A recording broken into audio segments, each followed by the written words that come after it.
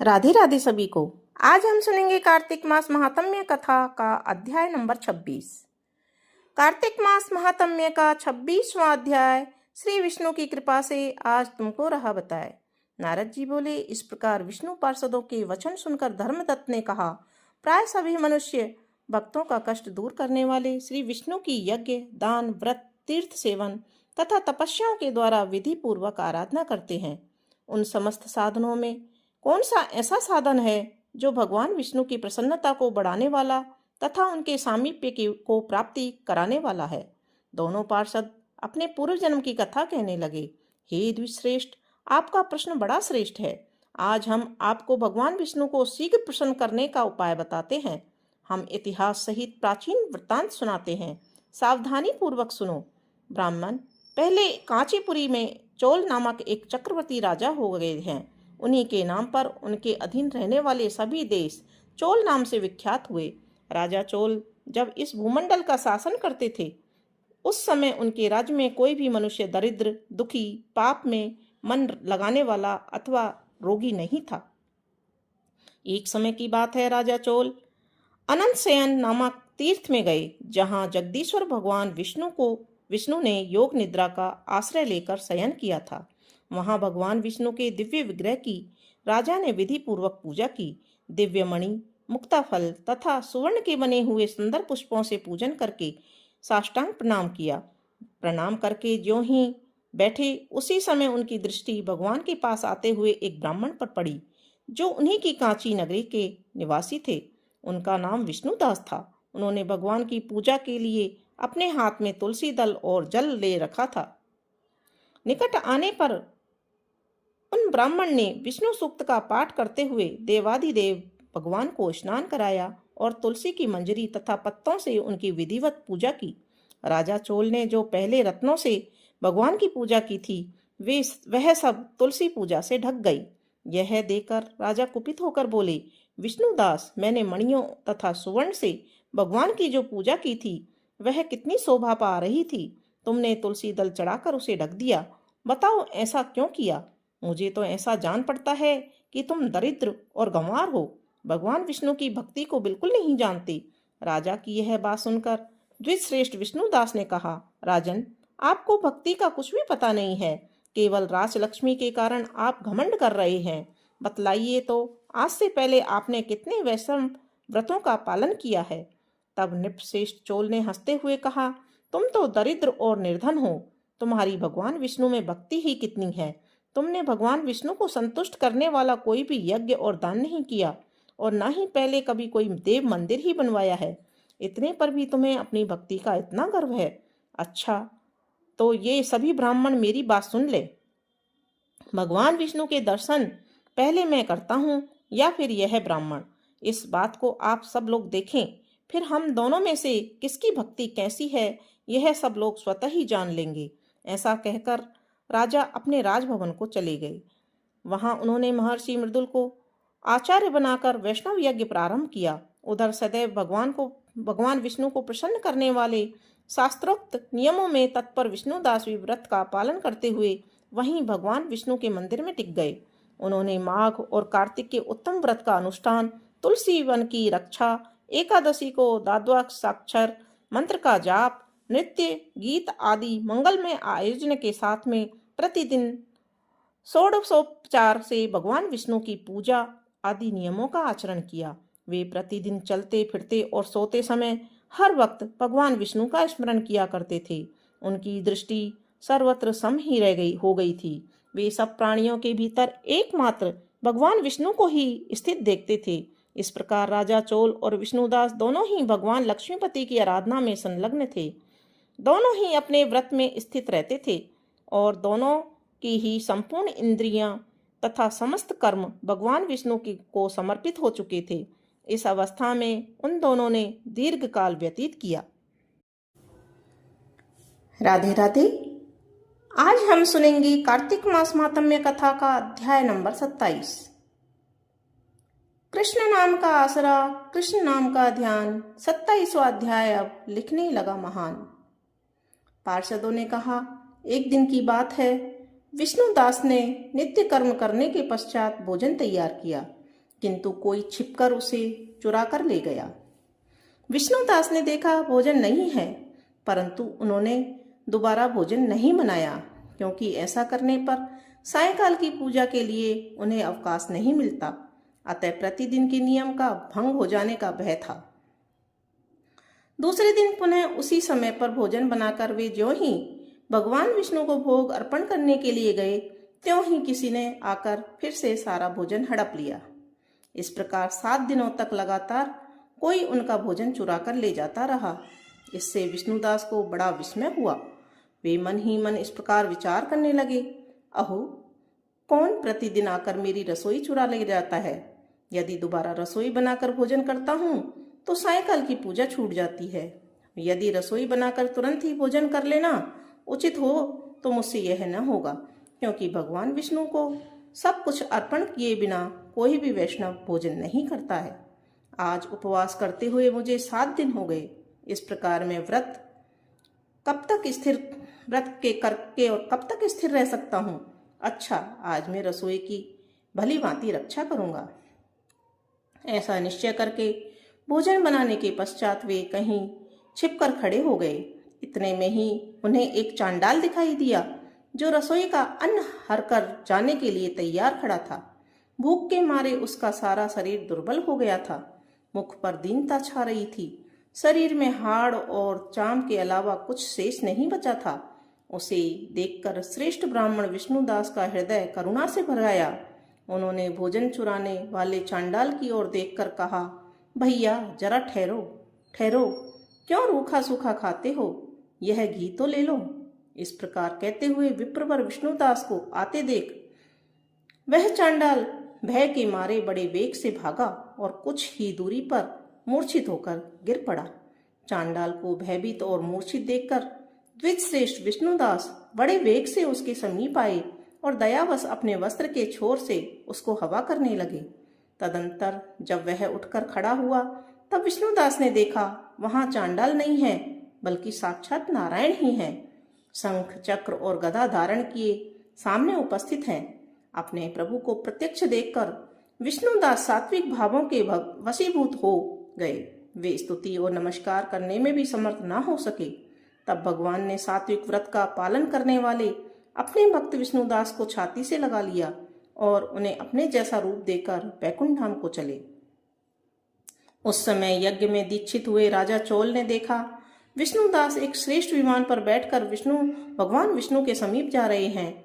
विष्णुदास को बैकुंठ धाम में जाते देख राजा ने शीघ्र ही अपने गुरु महर्षि मृदुल को बुलाया और इस प्रकार कहना आरंभ किया, जिसके साथ स्पर्धा करके मैंने इस यज्ञ दान आदि कर्म का अनुष्ठान किया है, वह ब्राह्मण आज भगवान विष्णु का रूप धारण करके मुझसे पहले ही बैकुंठ धाम को जा रहा है।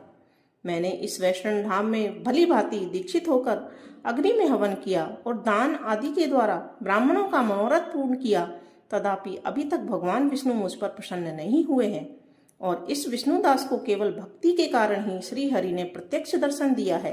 अतः जान पड़ता है कि भगवान विष्णु केवल दान और यज्ञों से ही प्रसन्न नहीं होते, उन प्रभु का दर्शन कराने में भक्ति ही प्रधान कारण है। दोनों पार्षदों ने कहा। इस प्रकार कहकर राजा ने अपने भांजे को राज सिंहासन पर अभिषिक्त कर दिया। वे बचपन से ही यज्ञ की दीक्षा लेकर उसी में संलग्न रहते थे, इसलिए उन्हें कोई पुत्र नहीं हुआ था। यही कारण है कि उस देश में अब तक भांजे ही राज्य के उत्तराधिकारी होते हैं। भांजों को राज्य देकर राजा यज्ञशाला में गए और यज्ञ कुंड के सामने खड़े होकर भगवान विष्णु को संबोधित करते हुए 3 बार उच्च स्वर से निम्नांकित वचन बोले, भगवान विष्णु, आप मुझे मन, वाणी, शरीर और क्रिया द्वारा होने वाली अविचल भक्ति प्रदान कीजिए।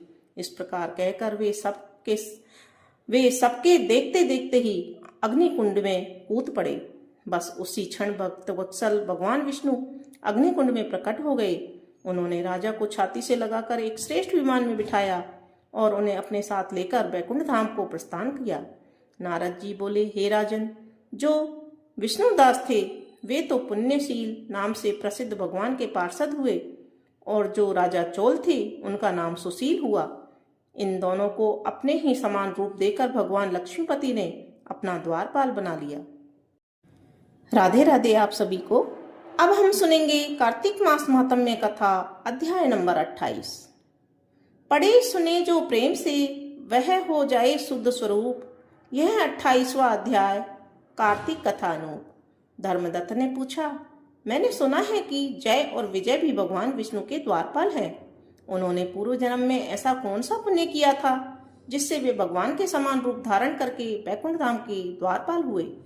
दोनों पार्षदों ने कहा, ब्राह्मण, पूर्व काल में तृणबिंदु की कन्या देवहूति के गर्भ से महर्षि करदभ की दृष्टि मात्र से 2 पुत्र उत्पन्न हुए।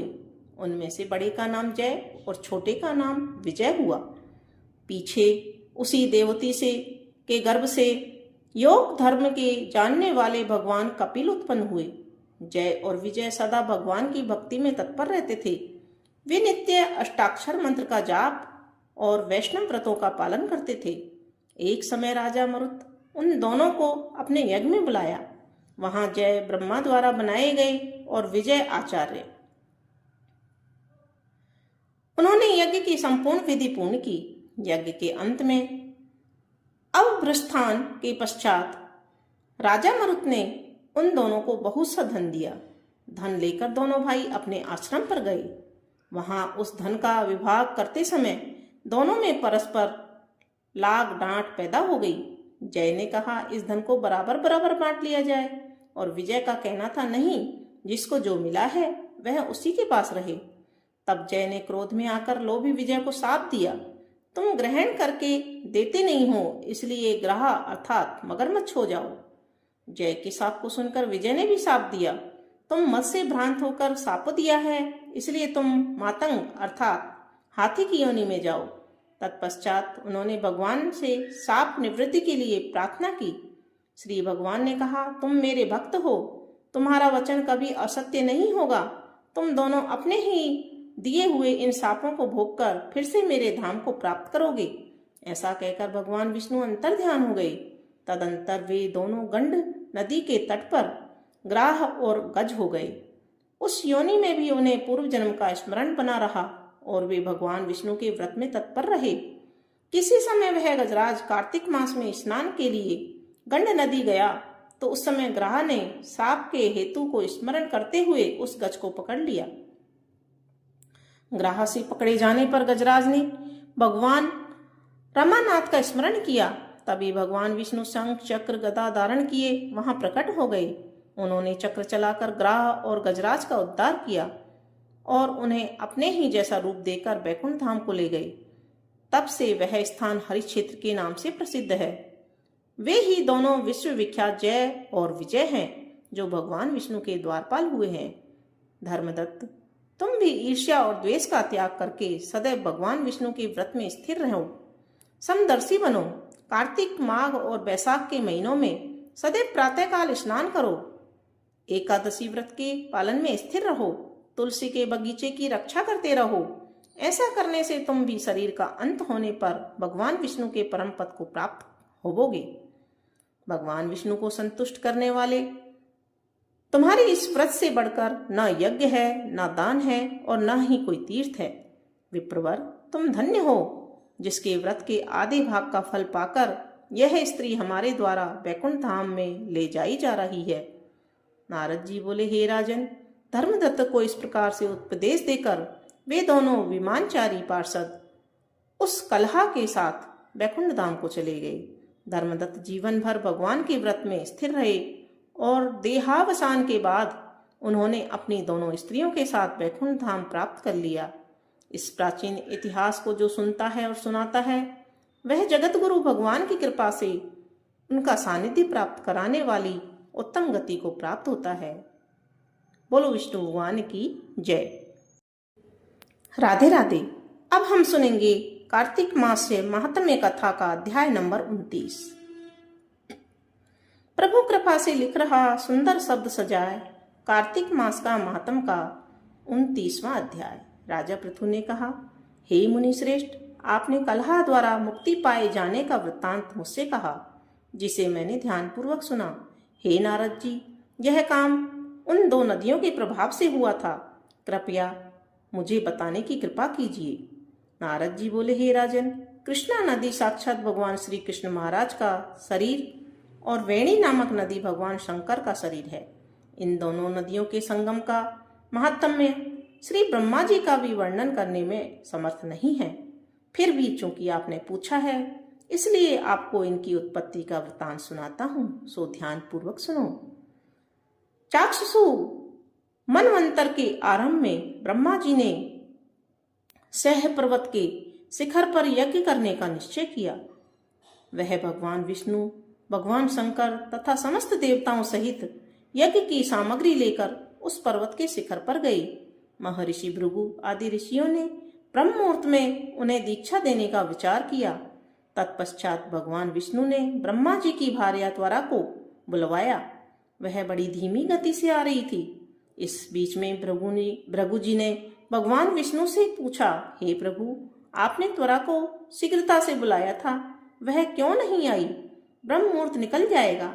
इस पर भगवान विष्णु बोले, यदि त्वरा यथा समय यहाँ नहीं आती है तो आप गायत्री को ही स्त्री मानकर दीक्षा विधान कर लीजिएगा।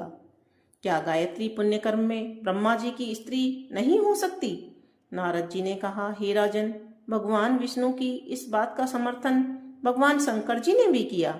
यह बात सुनकर भृगु जी ने गायत्री को ही ब्रह्मा जी के दाईं ओर बिठाकर दीक्षा विधान आरंभ कर दिया। जिस समय ऋषिमंडल गायत्री की दीक्षा देने लगा, उसी समय त्वरा भी यज्ञ मंडल में आ पहुंची। ब्रह्मा जी के दाईं ओर गायत्री को बैठा देखकर ईर्ष्या से कुपित होकर त्वरा बोली, जहां अपूज्यों की पूजा और पूज्यों की अप्रतिष्ठा होती है, वहां पर दुर्भिक्ष, मृत्यु तथा भय तीनों अवश्य हुआ करते हैं। यह गायत्री ब्रह्मा जी की दाईं ओर मेरे स्थान पर विराजमान हुई है, इसलिए यह अदृश्य बहने वाली नदी होगी। आप सभी देवताओं ने बिना विचारे इसे मेरे स्थान पर बिठाया है, इसलिए आप सभी जड़ रूप से नदियां होंगे।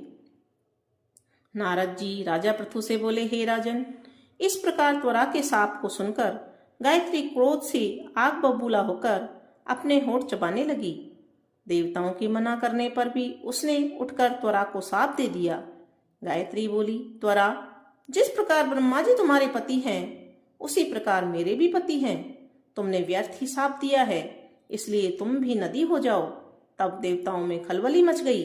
सभी देवता त्वरा को साष्टांग प्रणाम करके बोले, हे देवी, तुमने ब्रह्मा आदि समस्त देवताओं को जो शाप दिया है वह उचित नहीं है, क्योंकि यदि हम सब जड़ रूप नदियां हो जाएंगे तो फिर निश्चय ही यह तीनों लोग नहीं बच पाएंगे। क्योंकि यह शाप तुमने बिना विचार किए दिए हैं, इसलिए यह शाप तुम वापस ले लो। त्वरा बोली, हे देवगण, आपके द्वारा यज्ञ के आरंभ में गणेश पूजन न किए जाने के कारण ही यह विघ्न उत्पन्न हुआ है। मेरा यह शाप कदापि खाली नहीं जा सकता, इसलिए आप सभी अपने अंगों से जड़ीभूत होकर अवश्य में नदियां बनोगी। हम दोनों सोतने भी अपने अपने वंशों की पश्चिम में बहने वाली नदियां बनेंगी। नारद जी राजा पृथु से बोले, हे राजन, त्वरा को यह वचन सुनाकर भगवान विष्णु, शंकर आदि सभी देवता अपने अपने अंशों से नदियां बन गए। भगवान विष्णु के अंश से कृष्णा, भगवान शंकर के अंश से वेणी तथा ब्रह्मा जी के अंश से ककुदमवती नामक नदियां उत्पन्न हुई। समस्त देवताओं ने अपने अंशों को जड़ बनाकर वहीं सहा पर्वत पर फेंक दिया। फिर उन लोगों के अंश पृथक पृथक नदियों के रूप में बहने लगे। देवताओं के अंशों से सहस्त्रों की संख्या में पश्चिम की ओर बहने वाली नदियां उत्पन्न हो गई। गायत्री और त्वरा दोनों पश्चिम की ओर बहने वाली नदियां होकर एक साथ बहने लगी। उन दोनों का नाम सावित्री पड़ा। ब्रह्मा जी ने यज्ञ स्थान पर भगवान विष्णु तथा भगवान शंकर की स्थापना की। दोनों देवता महाबल तथा अतिबल के नाम से प्रसिद्ध हुए। हे राजन, कृष्णा और वेणी नदी की उत्पत्ति का यह वर्णन जो भी मनुष्य सुनेगा या सुनाएगा, उसे नदियों के दर्शन और स्नान का फल प्राप्त होगा। बोलो विष्णु भगवान की जय। राधे राधे सभी को। अब हम सुनेंगे कार्तिक मास महात्म्य कथा का अध्याय नंबर 30। कार्तिक मास की कथा करती भव से पार, 30वां अध्याय लिखूं, हुई हरि कृपा अपार। भगवान श्री कृष्ण सत्यभामा से बोले, हे प्रिय, नारद जी के यह वचन सुनकर महाराज पृथु बहुत ही आश्चर्यचकित हुए। अंत में उन्होंने नारद जी का पूजन करके उनको विदा किया। इसलिए माघ, कार्तिक और एकादशी ये 3 व्रत मुझे अत्यधिक प्रिय हैं। वनस्पतियों में तुलसी, महीनों में कार्तिक, तिथियों में एकादशी और क्षेत्रों में प्रयाग मुझे बहुत प्रिय है। जो मनुष्य इंद्रियों पर विजय प्राप्त कर इनका सेवन करता है वह मुझे यज्ञ करने वाले मनुष्य से भी अधिक प्रिय है। जो मनुष्य विधि पूर्वक इनकी सेवा करते हैं मेरी कृपा से उन्हें समस्त पापों से छुटकारा मिल जाता है। भगवान श्री कृष्ण के वचन सुनकर सत्यभामा ने कहा, हे प्रभु, आपने बहुत ही अद्भुत बात कही है कि दूसरे के लिए पुण्य के फल से कलह की मुक्ति हो गई। यह प्रभावशाली कार्तिक मास आपको अधिक प्रिय है, जिससे पतिद्रोह का पाप केवल स्नान के पुण्य से ही नष्ट हो गया। दूसरे मनुष्य द्वारा किया हुआ पुण्य उसके देने से किस प्रकार मिल जाता है, यह आप मुझे बताने की कृपा करें।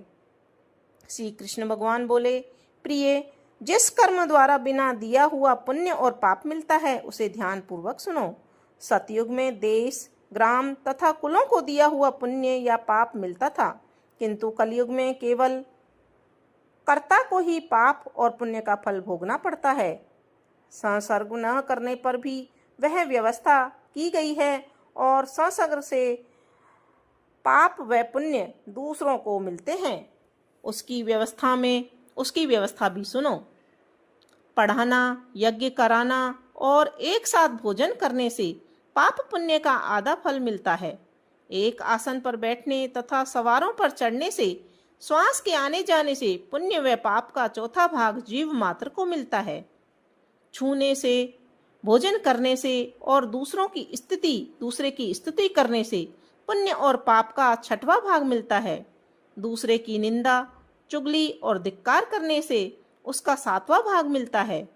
पुण्य करने वाले मनुष्यों की जो कोई सेवा करता है वह सेवा का भाग लेता है और अपना पुण्य उसे देता है। नौकर और शिष्य के अतिरिक्त जो मनुष्य दूसरे से सेवा करवाकर उसे पैसे नहीं देता वह सेवक उसके पुण्य का भागी होता है। जो व्यक्ति पंक्ति में बैठे हुए भोजन करने वालों की पत्तल लांघता है वह उसे जिसकी पत्तल उसने लांघी है अपने पुण्य का 6वां भाग देता है। स्नान तथा ध्यान आदि करते हुए मनुष्य से जो व्यक्ति बातचीत करता है या उसे छूता है वह अपने पुण्य का 6वां भाग दे डालता है। जो मनुष्य धर्म के कार्य के लिए दूसरों से धन मांगता है वह पुण्य का भागी होता है। ठीक उसी प्रकार जिस प्रकार की दान करने वाला पुण्य का भागी होता है। जो मनुष्य धर्म का उपदेश करता है और उसके बाद सुनने वाले से याचना करता है वह अपने पुण्य का 6वां भाग उसे दे देता है।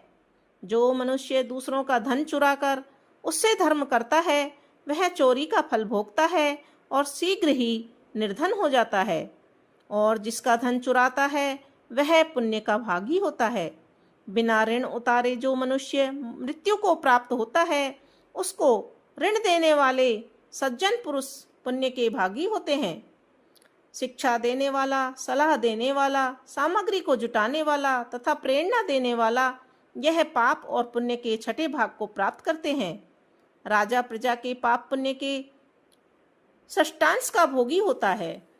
गुरु शिष्यों का, पति पत्नी का, पिता पुत्र का, स्त्री पति के लिए पुण्य का 6ठा भाग पाती है।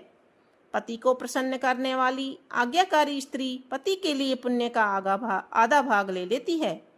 जो पुण्यात्मा पराये लोगों को दान करते हैं वह उनके पुण्य का 6ठा भाग प्राप्त करते हैं। जीविका देने वाला मनुष्य जीविका ग्रहण करने वाले मनुष्य के पुण्य के 6ठे भाग को प्राप्त करता है। इस प्रकार दूसरों के लिए पुण्य अथवा पाप बिना दिए भी दूसरों को मिल सकते हैं, किंतु यह नियम जो कि मैंने बतलाए हैं वे कलयुग में लागू नहीं होते। कलयुग में तो एकमात्र कर्ता को ही अपने पाप व पुण्य भोगने पड़ते हैं।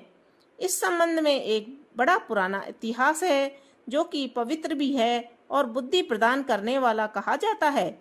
उसे ध्यान पूर्वक सुनना। इस इतिहास को मैं 31वें अध्याय में बताऊंगा।